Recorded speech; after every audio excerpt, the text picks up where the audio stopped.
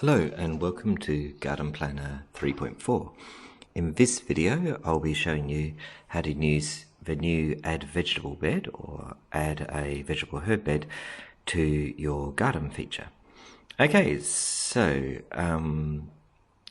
what we've got here at the moment is just a simple landscape plan, some buildings, a bit of a patio and a pool, a peach tree, a meandering path, and an area of the garden where we're going to add in some vegetable and herb beds, which will look nice, and we'll see how easy that is to do.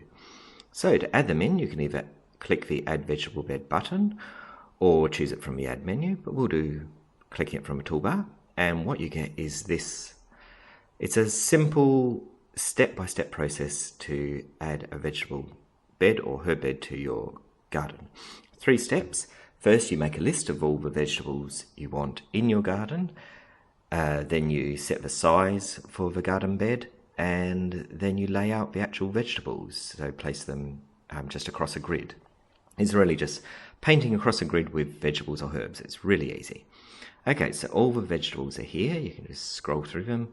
On the Herbs tab, we can see the herbs, and back to the vegetables.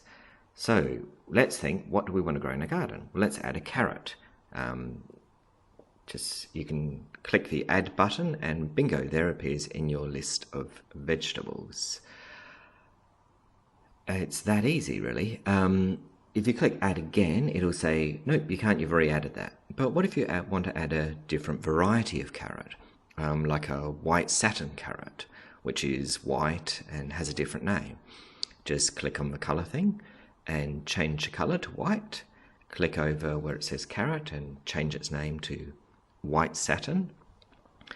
And there you go. You've created a new variety, add it in, and there it is in your list.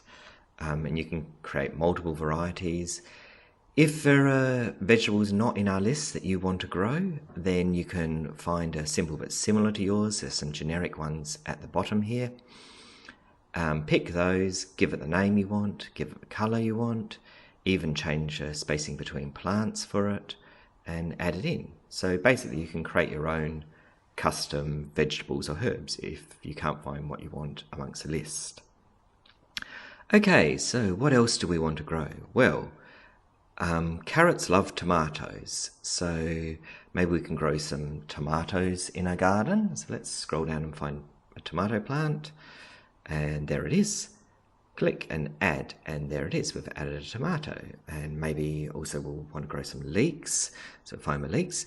Now you can click and press the Add button. You can also just double click on the symbol and it will add it in.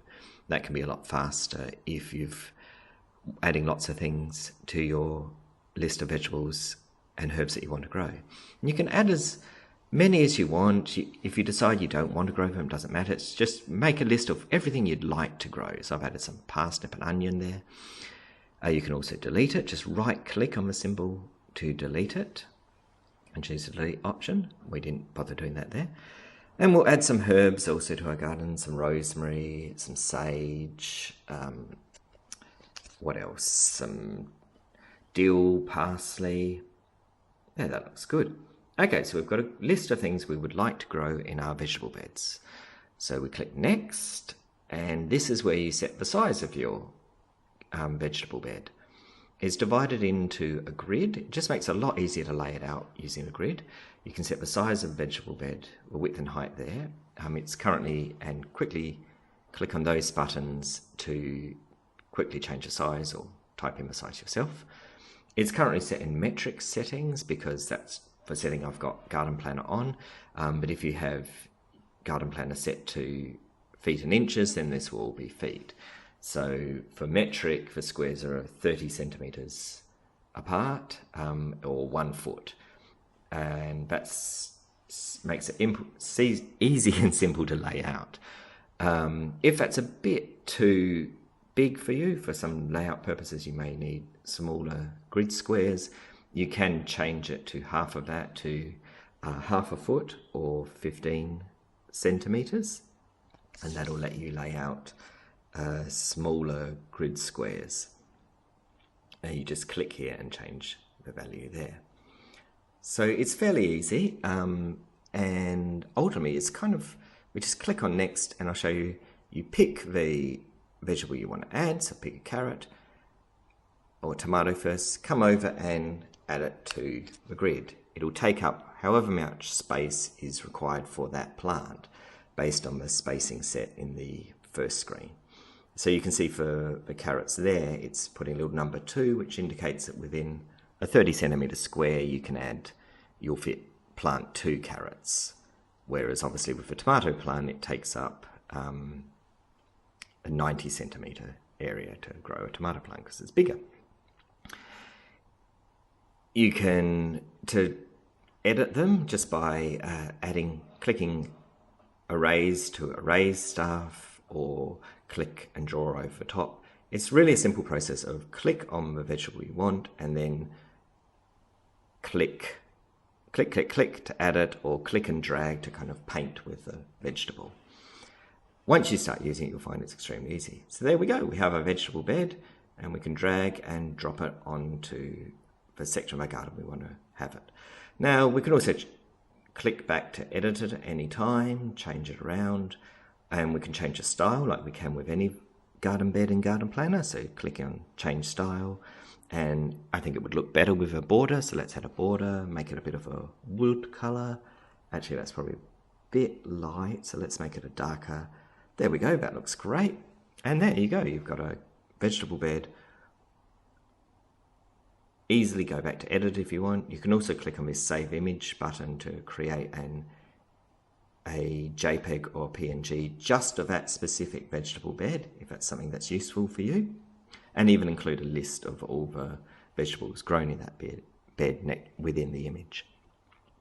Okay, so let's add in that herb bed. So again, we just click on the add vegetable bed button, and you see the whole list you added before is still there. So you can just keep working off that master list for your whole garden plan.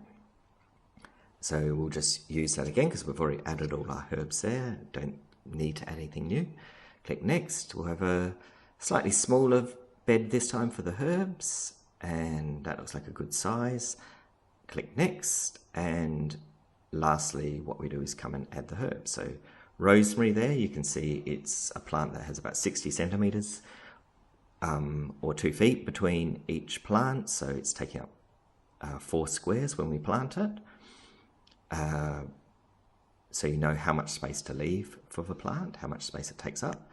Same for sage, and dill conversely will take up, you can fit 2 dill plants in one 30 centimetre square. And we'll add in some parsley, and done. And there we go, there's our herb bed. We might as well change the style like we did for the vegetable bed, give it a border, and there you go. Anytime you can just click on a vegetable bed and edit it, which is quite straightforward. Just click edit vegetable bed from properties window. You can even change the size of the bed, so we could make this one bigger to add a few more vegetables in. Let's change it to say 3.6 meters. Click next. Okay, it's a bit bigger now, so we can grow one more thing. Maybe some onions, stick them in there next to the leeks, and there you go, the bed's expanded to handle that. So it's really, really easy. The more you use it, the more you'll find it extremely fast, straightforward for adding in. And then all the vegetables and herbs in your beds is listed there, the quantity that's planted, the spacing between each plant, all listed in the notebook in the plant and object list. So that concludes it. Hopefully you found this useful and you'll enjoy playing around and exploring with the new feature in GardenPlanner 3.4. Thank you.